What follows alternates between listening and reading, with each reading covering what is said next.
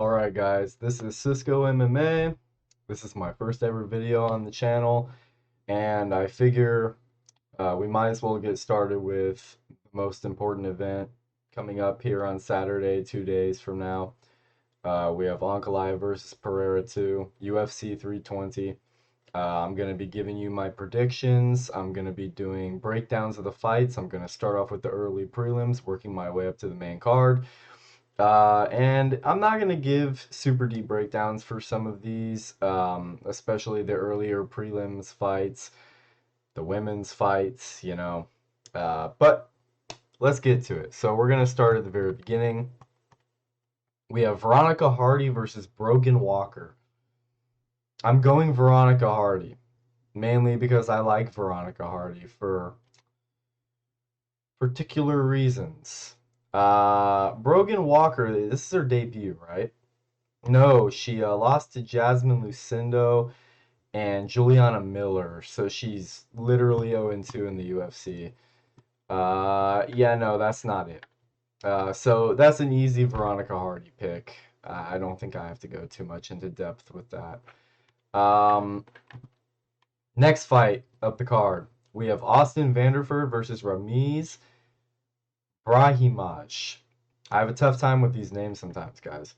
Austin Vanderford, um, he fought Nikolai Veretennikov in his last fight. He looked pretty good. His grappling's really, really good. He has good takedowns, good top control.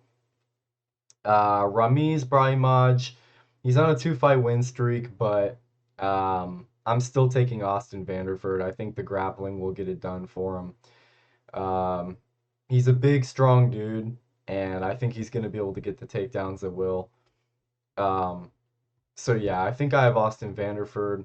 I think so for the Veronica Hardy fight, I guess I'll just go back and say I have Veronica Hardy via unanimous decision. I have Austin Vanderford also via unanimous decision. I think we're going to start off with 2 decisions on this card. Moving up, we have Pumele Soriano versus, speak of the devil, Nikolai Veretennikov. I'm never picking Nikolai Veretennikov to win a fight ever again. The dude has shit fight IQ. He's a fucking sped, and I want to like him, but I'm never picking him in a fight again. Picking Soriano.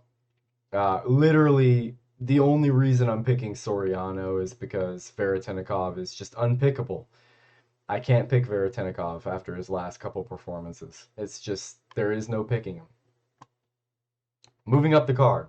Oh, and I'll pick Soriano via Veretennikov. I mean, like, he's not getting finished, right? Like, you take a look at his shit. The Vanderford fight. Well, okay, he did get finished. I forgot about that. And he lost a split decision to Prado, and that was kind of close. Um, yeah, if you're getting TKO'd by Austin Vanderford, I think we're probably gonna go with second round TKO for Pinwelly Soriano.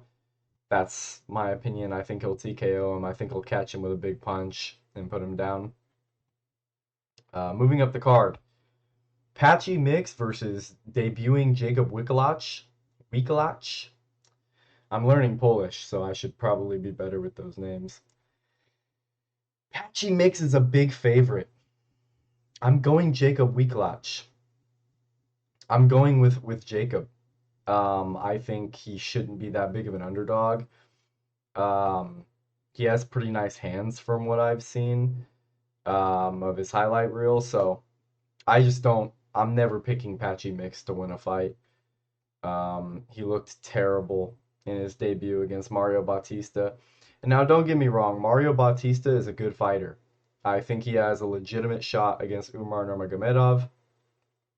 I think that he's maybe a little bit overhated. I mean, I definitely hated him after that Aldo performance, but nevertheless, Patchy Mix looked like shit.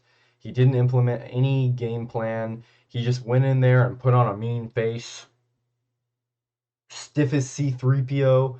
Like, nobody really nobody really is gonna pick this guy, right? I don't know why he's the favorite. Maybe he'll implement his grappling. I'm still picking Jacob as an underdog. I really have a good feeling about that pick. I don't know if he'll finish him or not.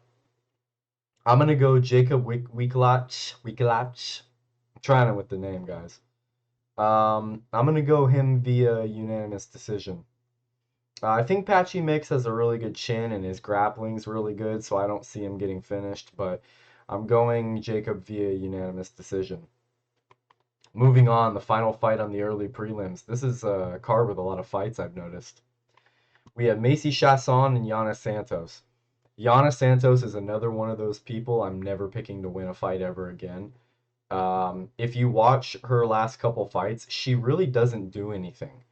Macy Chasson is at least aggressive. She comes forward. Um, she's trying to get takedowns. She tries to land big shots. She's actually like not the most boring, um, unwatchable person in women's bantamweight. I think she's actually, for women's bantamweight standards, is a pretty watchable fighter, and at least she's on the early prelims. They're not sticking her as a prelim headliner, thank God. So I'm picking Macy Chasson, and it's a women's fight, so of course I'm not expecting a finish. I'm going to go unanimous decision. Although Yana Santos isn't that good, and I could see Macy Chasson just swarming her and TKOing her against the fence, because Yana Santos just isn't responding to punches. Maybe she falls down and covers up. I don't know. I could see something like that, but I got Macy Chasson in that fight. Moving on to the prelims. We have Daniel Santos versus Ju Sang Yu. Ju Sang Yu, his debut had like a 28-second knockout. It was nasty. And Daniel Santos is, I believe, on like a 3-fight win streak. Hold on, let's check this out. He's on like a 3-fight win streak. Yeah, over Castaneda, Munoz, and Lee. So his last fight, he beat an Asian guy in his last fight. Who knows? Maybe he's trying to go back to back, guys. But I'm picking Ju Sang Yu as an underdog. I am. I like the guy. I'm picking him as an underdog, and I'm picking him via second round TKO. I like the hands. I think he's got beautiful counters, and I think he's going to win the fight. I genuinely do. Um, Daniel Santos is really good, though. He's a really solid, really, really solid prospect coming up. He's on a nice little streak. I think he's pretty good. I could see Santos winning the fight. I think he's a favorite for a reason, but something's just telling me to do the underdog pick of Ju Sang Yu right here. So that's what I'm going to do. Moving up, we have Chris Gutierrez and Farid Basharat. Farid Basharat's a big favorite. I'm actually not super impressed by the Basharat brothers. I'm not really that impressed by them. But I am still going to pick Farid Basharat in this fight. Here's why. Chris Gutierrez doesn't really do much of anything. I mean, he throws those leg kicks. We know that they have power. We know that he's finished people with leg kicks. But his boxing is a big weakness. The guy does not have very good boxing. Defensively or offensively, he has a boxing problem. And if he can't get his hands going against Basharat, I just don't really see him getting the win. So unless he's made really big improvements to his boxing, I see Farid Basharat coming out with the win in this one. By finish, I don't know. I'm not gonna give a prediction on that. I can honestly see a unanimous decision. I see a lot of decisions on this card, to be honest with you. A lot of these guys on these early prelims and prelims don't have finishing power. But we are about to come up on one here in a sec. Moving up the card. Edmund Shabazian versus Andre Muniz. I'm going to be honest with you. I'm picking Edmund Shabazian, but Andre Muniz does have the ground game. Edmund Shabazian's not that guy on the ground. We've seen that. I think Andre Muniz, I just don't think he has the ability to get it down. I think he's looked like shit in his last few fights, in my opinion. I'm trying to remember who his last fight was against. Yeah, Ikram Eliskerov. He looked like shit in that fight.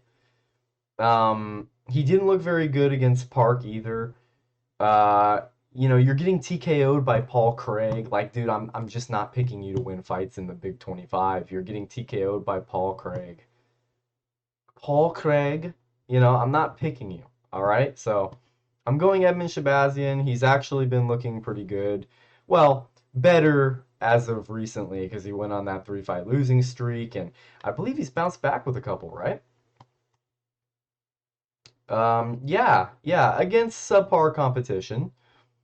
Andre Petrosky's not the best, and I do remember that performance being kind of, you know, not the most impressive. I feel like he should be finishing him, but that's okay. I'm going Evan Shabazian, and I think he could get a finish. Honestly, I think a third round TKO for Edmund Shabazian. I don't think Andre Muniz is very good at all.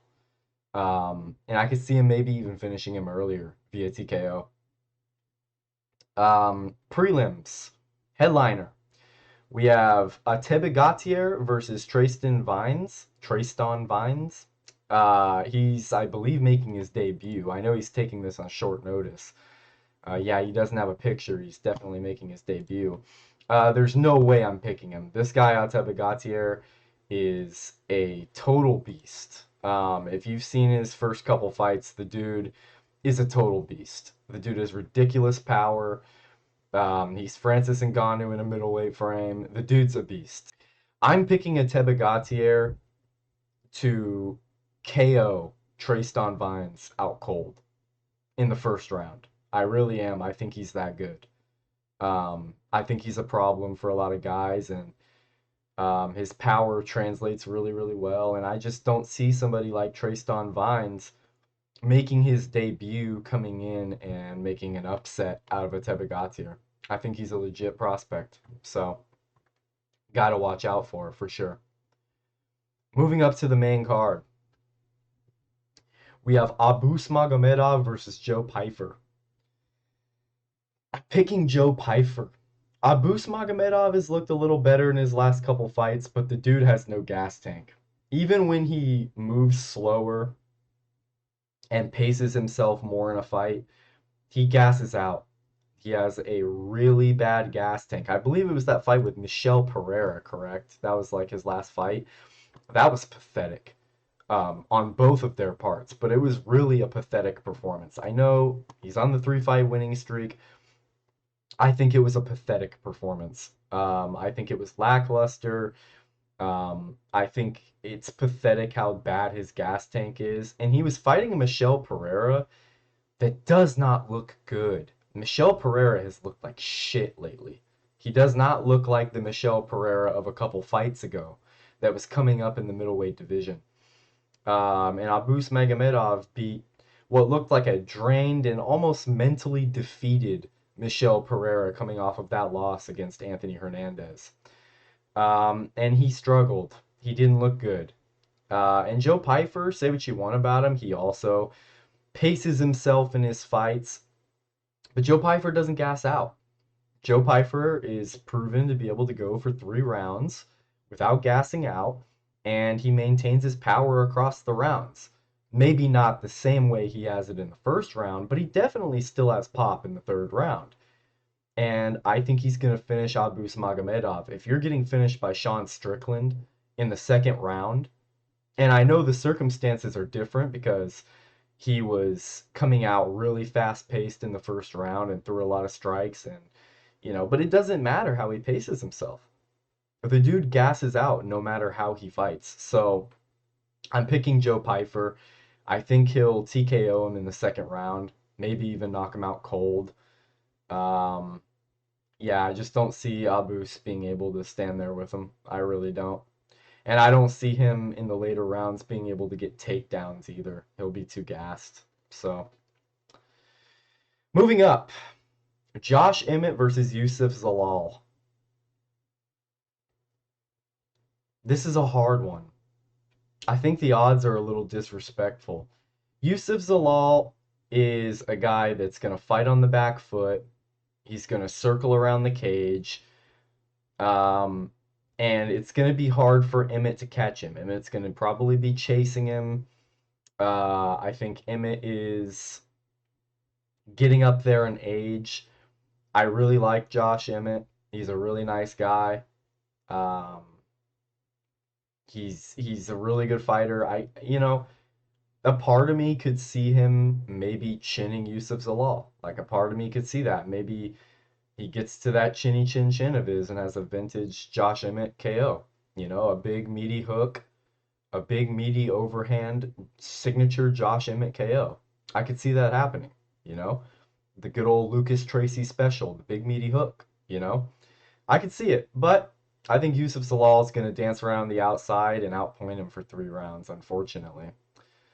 And I'm picking Yusuf Zalal via unanimous decision. Unfortunately, I would love to see my boy Emmett get a win, but he's what, 41? 41 now? How old is Emmett now? Is it gonna it's not gonna say? It's not gonna say. I think Josh Emmett, hold on, let's look it up together.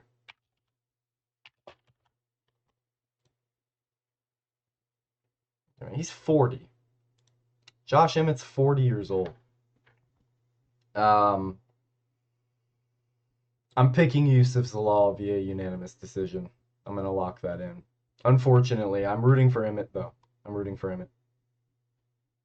Moving up to what could be a fight of the year contender. Yuri Prochazka, my favorite active fighter, versus Khalil Roundtree, another guy I really like and really respect. I'm picking Yuri Prochazka. Yuri Prochazka is bigger. He's not Jamal Hill. He's not there to be hit as much as Jamal. A lot of people will say, "Oh, Yuri's hittable," but Yuri has one hell of a chin. Nobody but Pereira can crack Yuri. Nobody. And his recovery is extremely good. And he has this weird, unorthodox style that Khalil Rountree's never faced, except for maybe against Johnny Walker, where he got KO'd. And I know that's the Khalil Roundtree of old. He's made a lot of improvements since then, but um, I just think that Yuri Prochazka is going to put it on him. And I could see Yuri Prochazka maybe dropping the first round. I could see Khalil Roundtree coming out, landing the leg kicks, similar to like the Alexander Rakic fight with Yuri Prochazka at UFC 300. I could see Khalil Roundtree coming out, similar approach to Rakic, landing the leg kicks, hurting Yuri's legs, maybe landing some good counters. But Yuri, unless your name is Alex Pereira, he's not getting knocked out. It just is what it is. I think he beats everybody in this division, not named Alex Pereira. I even like his chances against Ankalaev. I really do. I even like his chances. I think styles make fights. I don't think he's afraid of being taken down. And he obviously won't have to worry about that with Roundtree. And you know what? Prohaska kind of has a good grappling bag. He's not bad at all. He has a pretty good bag on the ground. He's very good at getting up from bad situations. And he can move, he can transition really well in mounts and everything. I mean, he's really good. Like, if you watch him transition against Reyes, if you watch him against Glover Teixeira, he's really not a slouch on the ground at light heavyweight. He's pretty good. I'm picking Yuri Prohaska via second round TKO, maybe third round TKO, but I think second. I think he's going to do the same thing he did to Rakic, and I think it's going to be even a little bit easier because Roundtree doesn't have the same power in his kicks that Rakic has, in my opinion. And I also don't think that Roundtree is. I don't think he's going to be able to survive the Yuri onslaught. Um, Roundtree is defensively responsible and everything. He has a good guard, but I think Yuri is just gonna blitz forward at the right time, and he's gonna catch him. And it's just once Yuri has you hurt, and he smells that blood in the water, it's just like Dustin Poirier. Once he has you hurt and smells the blood in the water, he's gonna swarm you, and he's gonna throw combos, and you're just gonna die. It just is what it is. So, Yuri Prohaska, second or third round TKO. I think he will get the finish. I think he finishes everybody not named Pereira. I really do. Moving on to the co-main event, Merab Dvalishvili versus Corey Sandhagen. I think Corey Sandhagen has a better shot in this fight than a lot of people think he does, especially if Merab pulls a Bilal and goes into this fight with the game plan of striking. I don't think he should do that. I think that would be a really, really silly idea of Merab to do that. But I think he might abandon that game plan, but he's saying he's going to do 90% striking in this fight. I think that's a really bad idea. But based on how he handled Umar, based on how Corey handled Umar, that's a similar opponent that they have.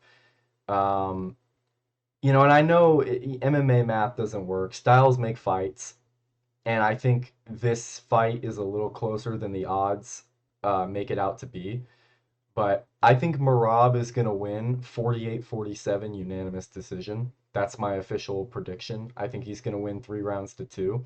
I think it might even be a similar thing to the Umar fight where he drops the first 2 rounds and finds a way to win 3, 4, and 5. I think he might even maybe he drops the first and the fourth or the third. But in my opinion, I think it's a 48-47 unanimous decision for Marab. I don't see him finishing Corey. I don't think he has what it takes on the feet. And I think Corey's leveled up his grappling enough to not be finished on the ground by Marab. So, yeah, I'm going unanimous decision for Marab and still. So, moving up to the main event, uh, Magomed Ankalaev versus Alex Pereira in the rematch. I hate to do it, guys. I'm picking Magomed Ankalaev. I want Alex Pereira to win. I'm rooting for Alex Pereira. It would be nice to see, but if you watched that first fight, there's 2 ways you can take the first fight. Pereira looked off. He was on his back foot the whole time. It wasn't really a good look. But he did stuff all the takedowns. He stuffed 12 of them. And you could look at it as this time he's not going to have the same problems worrying about the takedowns. He's not going to fight off the back foot. I have the different approach. I think Magomed Ankalaev speed mogged him.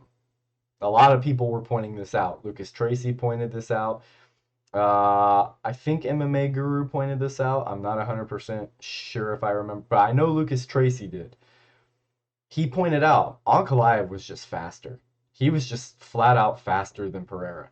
He was beating him to the punches, and I think Pereira was a little stunned by how fast Ankalaev really is. And I think that speed is going to be here in the rematch. I don't know if he implements the exact same game plan. I think he might actually get a takedown in this fight. I think he's probably going to be working on that grappling. I think this is a closer fight than the odds say. I mean, they're looking to really favor Ankalaev here. Um, it's a really tough one to call, and I'm rooting for Pereira because it's just better for the sport. Pereira wins, he gets the belt back, maybe even goes up to heavyweight so that Aspinall has a fresh opponent that we're actually interested in. That would be nice, but do I see it happening? No, I unfortunately see Magomed Ankalaev winning. And I think I'm going to go with a unanimous decision again. I think he could TKO him in the 3rd round. I was debating on picking that, but I'm going with Magomed Ankalaev via unanimous decision. I hate to say it. I don't want to say it. I don't want to believe it, but that's just kind of where my brain is leading me. I think he's going to be faster than him again. Um, and it really all comes down to whether or not Pereira is on the front foot or the back foot. If Pereira stands his ground with Ankalaev, I think I think he'll get the better of him. He's just got to enter that flow state like he did with Roundtree. And I think when it comes to Ankalaev, he needs to not worry about the takedown that much. Because Ankalaev, yeah, he can get you down, but he's not finishing you down there. He didn't finish Jan Blachowicz down there. He's not finishing guys on the ground, really. When's the last time he had a finish on the ground? When's the last time he took somebody down and submitted somebody? I don't know. Personally, I think Pereira's route to victory is standing his ground. Don't worry about the takedowns. Stuff them as they come along. Don't be waiting for them like you were in the first fight. and counter this guy. He may have the speed, you have to have the timing. But Ankalaev has good timing too, you know? So it really depends on how Pereira fights. But I'm picking Magomed Ankalaev via unanimous decision. And that's UFC 320. Those are my predictions. I know I didn't go super into depth with a lot of it, but I don't want to be here for an hour. So now we're going to talk about some recent fight announcements. I'll go to this one first. We all know Gamrot stepped up against Charles Oliveira. Um, it was supposed to be Oliveira Fiziev. I'm really happy that it's Gamrot and Oliveira. I think it's going to be a really elite grappling matchup. It's 5 rounds. I think they'll have interesting moments on the feet. I think obviously Charles Oliveira has the advantage on the feet with the power, with the technique. And I think Gamrot has the advantage on the ground, believe it or not. I think Oliveira has shown to struggle with wrestlers. He can get some good submission attempts off, like against Arman Tsarukyan. But, Arman was able to take him down and secure top control, land some good strikes. Islam Makhachev had success getting the takedown against Oliveira and in top position against him. I don't know if Gamrot's as good on the ground as those guys. We saw him with Arman Tsarukyan. I thought Arman Tsarukyan won that fight. I thought that was a robbery, but nonetheless, it was relatively close. And I think in this fight right here, I'm not going to pick just yet. I'm really still deciding. Oliveira coming off of that KO loss is a little bit worrying. But he isn't fighting a power puncher. He isn't fighting a striker. He's fighting a grappler now. I think it's a blessing in disguise. And I love both of these guys, so we'll see. I'll give a prediction on that when the time comes. We also have Arman Tsarukyan and Dan Hooker. Main event of the UFC Fight Night in Qatar, November 22nd. I'm really excited for this. I'm glad Arman Tsarukyan's finally done eating Dave's hot chicken and getting up off his ass to fight. I think that's fucking great. Thank you, Arman. Dan Hooker, finally medically cleared to fight, ready to fight. He said he'd be ready in November. I'm happy to see him, a man of his word, ready to fight Arman Tsarukyan. And I'm going to tell you something. Dan Hooker has a chance to do something really funny. He's got a chance to do something really funny here. Imagine if he beat him. Imagine. Just saying, it's not impossible. It's not impossible. But I think Arman Tsarukyan will probably win that fight. And he'll probably fight Ilia Topuria next. So the other fight that was announced was Bilal Muhammad versus Ian Machado Gary. I hope that's also 5 rounds. They really need to make both of those fights 5 rounds. If Ian Gary wins, he's right there for a title shot. If Bilal Muhammad wins, let's be honest, they're never giving him a title shot ever again. Probably never. If he wins, he'll probably still need one more. I wish they had made Bilal Muhammad versus Kamaru Usman. That was my preferred fight. It's okay. I kind of wanted Ian Gary and Sean Brady as well, but that's okay. This is an interesting fight. This is a big test for Ian Gary. I don't really know who I got in that fight either. I got to think about that one. It kind of just got made. But that's a really, really good fight. I'm really excited for that one. And I hope it's 5 rounds. Then you have some other good fights down in this card. I hadn't even checked it out yet. It's Volkan Oezdemir, Alonzo Menifield. I think that should be an easy win for Volkan Oezdemir. Alonzo Menifield just puts his head down and does the Tard charge. If Oezdemir can deal with the Tard charge, I think he's going to be okay. Felipe Lima and Daniel Marcos. That's a really good matchup at bantamweight. I really like both of these guys, but I particularly like Felipe Lima. I like what I've seen out of him. Bekzat Almakhan and Alexandre Topuria. That's a fun one. That's an interesting matchup. Alex Perez, Asu Almabayev. Good flyweight matchup. That's a really, really decent matchup. Why are all these ranked fights on this fight night? Isn't it interesting? Isn't it interesting? As soon as we get a Middle Eastern fight card, all of a sudden we get a banger. Here's all these ranked fights. Look at number 2, number 6, number 1, number 6, number 9, number 14, number 8, number 9, number 7, number 12. Where is this on even US pay-per-views? Where is this on Nashville, Tennessee pay-per-views? I mean, we don't get shit. Dana's all oiled up. It's just ridiculous. I just don't get it. But anyways, Sergey Spivak versus Shamil the Blob Gaziev. What a matchup. What a matchup. And my boy Shamil the Blob Gaziev, he's gonna do Bahrain proud. He's gonna get rid of NPC Spivak. Hopefully. Then we got some, Bogdan Grad on here. Tagir Ulanbekov. Oh, Kyoji Horiguchi. Making his re-debut in the UFC against Tagir Ulanbekov. That's a pretty cool matchup. That's really good. Yeah, so we have a really pretty decent schedule to end out the year here. Obviously, we also have 321, which I believe is gone, and Aspinall. Very excited for that.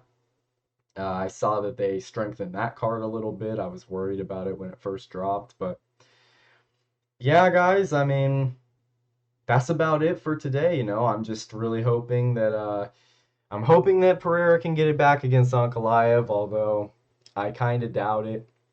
I'm picking Ankalaev to win. My brain says Ankalaev, my heart says Pereira. I'm going with my brain. Gotta be logical, gotta be smart. We'll see how I do on picks. How many fights are there?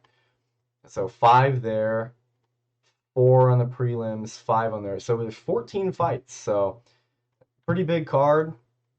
Like I said, we got Oliveira Gamrot to be excited for. We got Saruki and Hooker and Bilal versus Gary to be excited for. So we have a lot of stuff to be excited for. A lot of stuff coming up. A lot of big fight announcements. And a big card coming up on Saturday. So thank you guys for watching. Those were my predictions. Those were my thoughts on the upcoming matchups. Maybe not the best matchups that they could have made in their respective divisions, but nevertheless, we're getting things moving in the lightweight division, which is nice to see. So, yeah, thank you for watching, and toodaloo.